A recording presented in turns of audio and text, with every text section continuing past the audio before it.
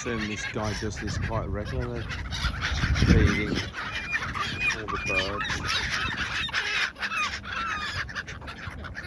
Here next to the Serpentine in Hyde Park, London.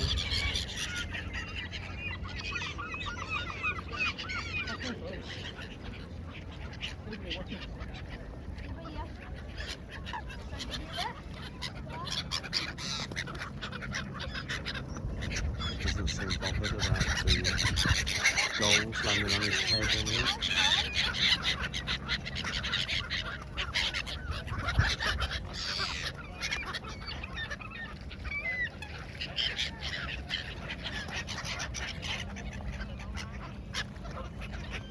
Takes all sorts, doesn't it?